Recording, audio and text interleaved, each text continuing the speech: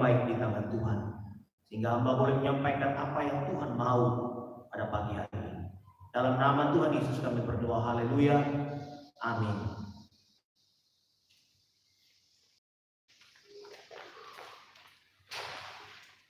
Shalom Bapak Ibu Saudaraku yang dikasihi Tuhan dimanapun berada, seluruh jemaat, baik jemaat gereja GKI Poso maupun jemaat-jemaat di tempat lain yang mungkin saat ini juga sedang beribadah bersama-sama melalui tayangan ini. Kita bersyukur bahwa meskipun kita sudah memasuki minggu ketiga tidak beribadah bersama-sama, tapi kita percaya Tuhan hadir, Tuhan menyertai, Tuhan selalu menolong dan memberkati setiap kita dalam aktivitas ini. Bapak Ibu Saudaraku yang dikasihi Tuhan, pada hari ini kita akan bicara tentang ungkapan Yesus yang ke-7. Kita sudah mempelajarinya sepanjang 7 minggu yang lewat di gereja kita, dan hari ini kita akan bicara tentang ungkapan Yesus yang ke-7 di atas kayu salib, yaitu, ya Bapa, ke dalam tangan-Mu kuserahkan nyawaku. Sebelumnya mari kita buka firman Tuhan dari Lukas 23 ayat 46. Lukas 23 ayat 46.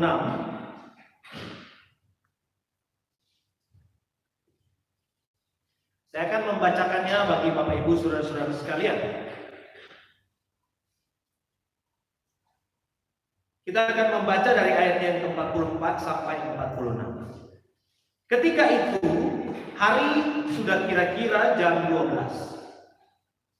Lalu kegelapan meliputi seluruh daerah itu sampai jam 3. Sebab matahari tidak bersinar dan tabir bait suci terbelah dua. Lalu Yesus berseru dengan suara nyaring, "Ya Bapa, ke dalam tangan-Mu kuserahkan nyawaku." Dan sesudah berkata demikian, ia menyerahkan nyawanya.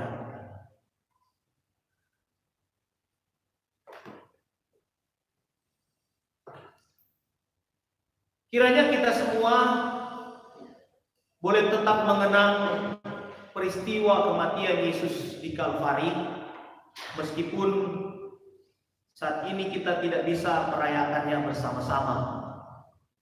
Itulah sebabnya mari kita sejenak mengambil waktu merenungkan kebenaran firman Tuhan di dalam teks ini. Ada 4 fakta dari nats ini yang sangat penting untuk dipahami oleh setiap orang percaya. Dan fakta-fakta ini kiranya juga menolong kita untuk semakin mengerti tentang pengorbanan Kristus di atas kayu salib dan semakin memiliki hati yang penuh dengan semangat berjuang demi menyampaikan kabar baik ini kepada semua orang. Nah, fakta yang pertama, kalau kita coba memperhatikan dari nats ini, bahwa dalam ungkapan atau dalam seruan Yesus di kalimatnya yang ke-7 ini, ada fakta bahwa ada pribadi ilahi yang dapat kita panggil Bapa. Dari mana kita menemukannya? Kita bisa melihat di situ Tuhan Yesus meneriakkan, "Ya Bapa." Dalam seruannya yang ke-7 di kayu salib ini, sekali lagi Tuhan Yesus memanggil Allah sebagai Bapa. Dia menyerukan nama ini pada perkataan yang pertama, ketika dia berkata, "Bapa, ampunilah mereka." Dan dia pun seolah-olah menutup semua seruannya di salib dengan panggilan yang penuh rasa hormat dan kasih sayang ini, "Ya Bapa." Jadi memang konsep Allah dalam Alkitab memang yang paling unik di semua agama. Dan karena itu seringkali menimbulkan banyak pertanyaan sekaligus perdebatan. Misalnya konsep Allah yang transenden sekaligus imanen. Dia yang tak terjangkau di atas sana, namun sekaligus juga hadir di tengah-tengah manusia. Konsep Allah yang omnipresence, Allah yang maha hadir, Allah yang bisa berada di mana-mana dalam waktu yang sama. Bukan di mana-mana Allah. Allah yang berada di mana-mana. Omnipresence. Konsep omnipotence, maha kuasa. Dia bisa menjadi apa saja, dia bisa melakukan apa saja yang dia kehendaki, seperti menjadi manusia misalnya. Nah, konsep Allah seperti ini hanya kita dapati di dalam Alkitab. Dan kepada Allah itulah Tuhan Yesus berseru, Bapa. Di sini juga kita tak dapat menghindari fakta bahwa Yesus berseru kepada pribadi lain pada saat ia disalib. Jika kelompok Unitarian berkata tidak mungkin Allah itu tiga, dengan berbagai dalil, pertanyaannya dari teks ini, lalu Yesus berseru kepada siapa? Berikutnya kita melihat dalam teks ini Yesus berbicara tentang tangan Bapa. Muncul lagi pertanyaan, bagaimana Bapa ini punya tangan sementara dia adalah roh? Jawabnya ialah, inilah yang disebut dengan antropomorfisme, yakni suatu ungkapan yang mempresentasikan Allah sebagai memiliki tangan untuk memberikan kepadanya konsep kemanusiaan yang menerima suatu korban. Dalam hal ini anaknya sebagai pendamaian bagi dosa-dosa kita. Itu namanya antropomorfisme. Saya tidak ingin memperpanjang penjelasan tentang konsep Allah saat ini. Kita dapat membahasnya lain kali. Tetapi kali ini mari kita fokus pada alamat seruan Tuhan Yesus.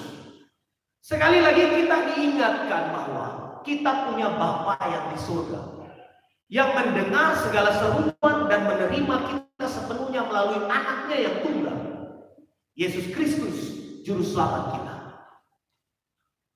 Di minggu-minggu sengsara ini, selain kita sedang mengenang pengorbanannya di Kalvari, kita sekaligus diperhadapkan dengan masa-masa sengsara secara literal. Karena virus corona yang merebak di mana-mana. Banyak orang yang mengalami kesulitan hari-hari ini. Dan ini mencakup semua bidang. Ekonomi, sosial, politik, pemerintahan, keagamaan, dan terutama kesehatan. Lihat saja. Bahkan kita sulit untuk bertemu beribadah bersama-sama. Kita memang berada dalam kemalangan yang tak terhindarkan. Tetapi kita percaya bahwa Allah ada. Amin. Dia mendengar apabila kita berseru kepadanya. Jadi tunggu apa lagi? Kepada siapa lagi kita harus berteriak? Kita percaya Allah kita hidup. Allah kita bertindak. Allah kita bekerja. Bahkan firman Tuhan berkata dia bekerja di balik semua hal yang dengan cara kita tidak pikirkan. Nah, Bapak Ibu Saudaraku yang dikasihi Tuhan, inilah fakta yang harus kita pahami, yang dapat kita peroleh dari teriakan Tuhan Yesus yang ketujuh itu. Lalu fakta yang kedua dari teks ini kita belajar bahwa Kristus memegang kendali atas kematian, bahkan atas kematiannya sendiri. Perhatikan di situ ada kalimat Yunani. Kalau kita coba memperhatikannya dalam teks Yunaninya, eis keiroso paratitem mai to pneumamo, yang secara literal dapat diartikan ke dalam tanganmu aku letakkan, aku tempatkan roh. Kita bisa melihat hal ini juga dalam terjemahan Septuaginta dari Mazmur 31 ayat 6.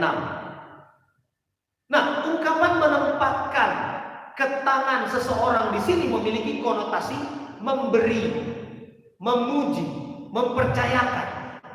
Sementara to pneuma atau roh digunakan dalam arti antropologis.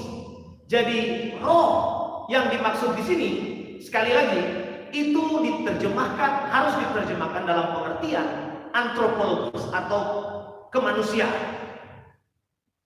Disinilah kita tidak perlu bingung dengan pertanyaan, bagaimana mungkin Yesus itu Tuhan jika dia mati? Polemik ini dapat kita jawab dengan mendefinisikan roh dalam terminologi apa yang dimaksud di sini. Jenis roh apa yang Yesus serahkan kepada Bapa? Tentu saja ini bukan roh kekalnya, karena roh kekalnya selalu bersama Bapa. Kita bisa melihat dalam Yohanes 1 ayat 18, Yohanes 3 ayat 13. Roh kekal Yesus pada dasarnya abadi dan keabadiannya tidak pernah dapat dibatasi, tetapi dapat mengambil bentuk dalam pribadi Kristus yang berinkarnasi, sehingga dapat dikatakan bahwa sebab di dalam Dia berdiam secara jasmania seluruh kepenuhan kealahan. Kolose 2 ayat 9. Ketika Tuhan menerima daging manusia, Ia juga menerima roh manusia untuk melengkapi kepribadian manusianya. Roh itulah yang Yesus serahkan kepada Bapa sehingga mengakhiri kemanusiaannya dan statusnya sebagai manusia Allah yang unik. Sampai di sini kita dapat menyimpulkan bahwa keilahian Yesus tak pernah berkurang, apalagi ditinggalkan pada saat kematian. Itulah sebabnya kita juga dapat menyimpulkan bahwa Dialah pemegang kendali hidup atau mati itu. Jika demikian adanya, maka kemana lagi kita harus menyerahkan hidup dan mati kita? Tidak ada jalan lain. Setiap manusia seharusnya berserah kepada Sang pemegang kendali itu. Yesus Kristus Sang pengendali. Tetapi Yesus kita. Itulah sebabnya Paulus berkata baik hidup atau mati. Nah, kita sebagai orang percaya seharusnya memiliki konsep yang jelas tentang kehidupan dan kematian kita. Ketakutan terhadap kematian bukanlah identitas, bukanlah mentalitas orang Kristen. Bukan berarti kita bisa mati konyol atau mau mati konyol, tidak. Firman Tuhan berkata, bagiku hidup adalah Kristus dan mati adalah keuntungan. Kenapa? Karena bahkan di balik kematian Tuhan mengendalikan. Yesus menyerahkan nyawanya. Lalu fakta yang ketiga adalah bahwa nubuat perjanjian lama digenapi sempurna. Sekarang nubuat yang mana yang digenapi Yesus? Kalau melihat seluruh perjalanannya di dunia, tentu kita tak punya waktu untuk membahasnya. Jadi mari kita lihat nubuat apa yang dipenuhi oleh ucapan Yesus di kayu salib. Yang pertama, dia berteriak, Bapa, ampunilah mereka. Kita bisa membandingkannya dari apa yang dikatakan Nabi Yesaya dalam Yesaya 53 ayat 12. Lalu yang kedua, ketika dia berkata, hari ini engkau akan bersamaku di surga. Inilah untuk memenuhi nubuat malaikat kepada Yusuf, yang berkata karena dia akan menyelamatkan umatnya dari dosa-dosa mereka. Matius 1 ayat 21. Kita tahu bahwa penjahat yang disalib bersama dengan Yesus adalah manusia yang tidak dapat diampuni dosanya. Tetapi Yesus berkata kepadanya, hari ini engkau bersama aku di Firdaus. Nubuat yang ketiga, ketika dia berteriak, Allahku, Allahku, mengapa engkau meninggalkan aku? Mazmur 22 ayat 1. Nubuat yang keempat, ketika dia berseru, aku haus. Mazmur 69 ayat 22. Dan yang kelima, yang kita bicarakan dalam teks ini, ke dalam tanganmu kuserahkan rohku. Mazmur 3 ayat 6. Nah, Bapak Ibu Saudaraku yang dikasihi Tuhan, setelah ribuan tahun orang memikirkan makna dalam teks-teks itu, kini terbuka dengan bahwa Alkitab Firman Allah benar tanpa salah. Kita dapat mempercayainya. Benar bahwa masih banyak nubuat yang belum tergenapi, namun bukankah masuk akal berdasarkan nubuat ribuan tahun yang telah dipenuhi dengan akurat, kita percaya sepenuhnya nubuat tentang hari depan dalam Alkitab. Urusan Tuhan untuk dunia ini tentu belum selesai. Kita belum sampai kepada langit dan bumi yang baru. Kita belum sampai bahkan pada masa-masa tribulasi. Dia berjanji akan mengangkat orang-orang percaya sebelum memasuki masa tribulasi. Dia akan datang di awan-awan dan akan terjadi parousia, Saya percaya dengan konsep itu. Karena itu yang dinyatakan oleh Alkitab. Jadi bagaimana kita menanti hari depan? Bagaimana kita menatap masa depan? Apakah masa depan kita tatap dengan penuh harapan? Atau dengan penuh rasa ketakutan? Teruslah bertumbuh dalam kebenaran firman. Cintailah firman. Pelajarilah itu dengan baik. Baca, renungkan. Sehingga itu bisa membuat kita makan secara rohani setiap hari dan bertumbuh di dalamnya. Lalu fakta yang keempat adalah fakta tentang kematian. Di sini kita bisa melihat bahwa memang kematian Yesus itu nyata, real. Dia tidak pingsan, tidak. Tapi dia benar-benar mengalami yang namanya kematian. Sebenarnya bicara soal kematian, tentu kita semua percaya akan fakta itu. Namun pertanyaan yang sering diajukan orang sehubungan dengan kematian, teristimewa kematian Yesus, yakni apa yang terjadi ketika mati. Pertama, kita tahu bahwa mati di sini berarti roh dipisahkan dari tubuh. Ada banyak nats yang bisa kita lihat, seperti Kejadian 3 ayat 19, pasal 25 ayat 8, Kejadian 35 ayat 29 dan seterusnya. Dan itu di sini adalah musuh-musuh Yesus dapat membunuhnya, tetapi mereka tidak dapat mengganggu komunikasinya dengan Bapa. Ini fakta dalam kematian Yesus. Yesus sadar akan jalur yang terbuka antara dia dengan Bapa. Dia berbicara kepada Bapa bukan sebuah ilusi tentang keberadaan Bapa, bukan, tetapi sebuah realitas. Kalau kita coba lihat kembali apa yang diceritakan Tuhan Yesus tentang Lazarus dan orang kaya, kita memiliki indikasi betapa berhasratnya Allah menunggu untuk menerima kekasihnya dalam tanda petik. Dari Lazarus yang mungkin adalah penderita kusta, dikatakan di sana bahwa dan dibawa. Di sini kalau kita coba perhatikan suasananya ketika dikatakan dan dibawa, di sini tersirat kelembutan kalau dalam kata Yunani. Dibawa dengan baik, dengan lembut, seperti seseorang barangkali menggendong bayi. Dibawa oleh malaikat ke pangkuan Abraham. Lukas 16 ayat 20. Lihatlah, Lazarus adalah orang yang menderita. Yesus juga seorang yang menderita. Dalam kedua kasus ini Tuhan membuka tangan untuk menerima kekasihnya bagi dirinya. Jadi perhatikan di sini bahwa